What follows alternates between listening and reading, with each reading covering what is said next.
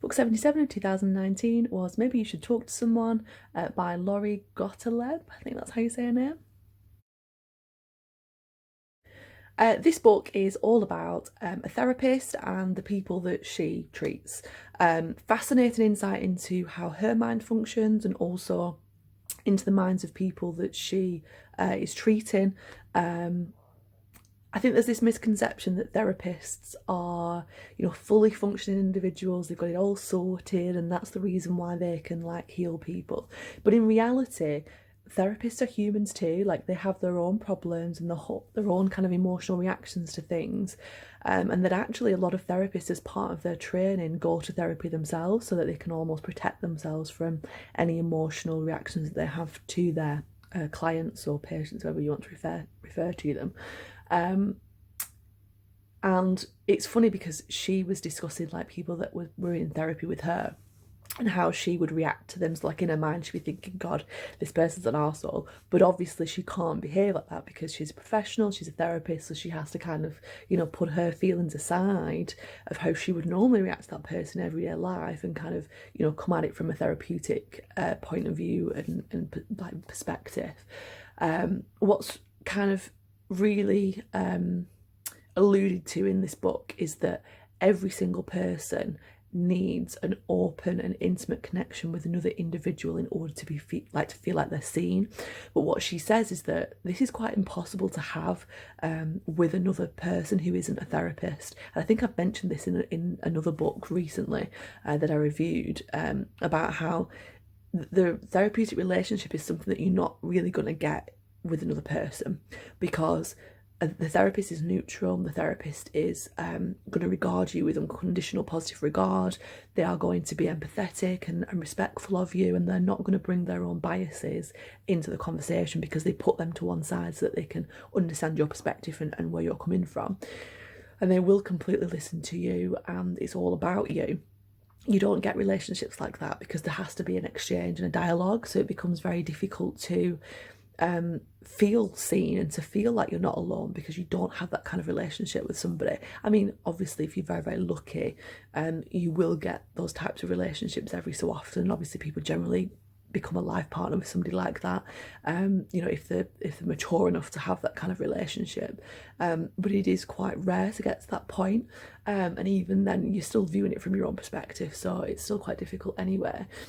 What is also kind of prominent in this book is that people's outward behaviour is always a mask of some internal struggle, particularly if it's offensive and it's rude and it's just not very nice. Like, people are like that because it's too painful for them to consider what's going on inside, and they like to kind of get rid of that pain by putting it onto the outside, onto external things, and they think that the problem's out there rather than actually looking inside and understanding that it's within themselves.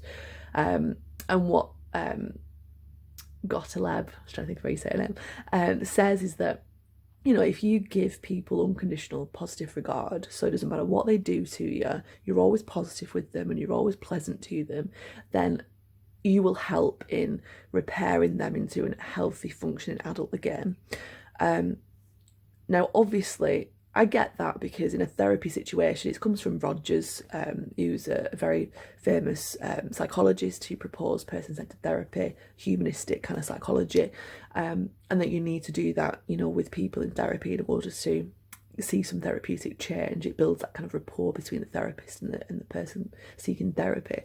However, in a real life situation, if someone's being really rude to you and really offensive to you, it's difficult to treat them with unconditional positive regard, and I get that. And I think sometimes as well, it's probably not in your best interest to do that because you might get people who will kind of take advantage of that because they know that you just be positive with them anyway. I think you can still be positive with someone but be assertive and kind of, put boundaries in place and kind of, like, for example, I had someone who wasn't very nice to me, who was really selfish and kind of didn't really think of my feelings in a situation. And so, I still like them as a person and I still, think that they're great, but I don't appreciate the way that they treated me, and so for that reason I don't want to communicate with them anymore, because I don't trust that they would have learned from that behaviour. And so, you know, I still regard them positively, but my boundaries in place there, that they've kind of crossed the line, and they've done it more than once, so, you know, they've had their chance really. So I think you need to have boundaries in place to protect yourself, but I don't think that like, I think being positive is a good thing, because you're not being rude back and offensive back. Because if you do that, you're almost like telling the person that's being rude and offensive that they were justified in being rude and offensive to you because you've been rude and offensive to them. So it's kind of like, you know, there's always a case in it, if you're really stressed out and you're a bit not very nice to somebody, and then they're really nice back to you, you feel awful because you're like, oh my god, I've been such an idiot, I can't believe I've just done that. So yeah, I don't know where I'm going with this. I think I've gone over. It was interesting. I'd recommend reading it if you're interested in therapy. It made me think a lot about myself, and the things that I might be not understanding about myself, and things as I was listening to it, as all therapy books do. So it is really interesting in terms of a self-investigative stimulus of a book, if you're interested in that.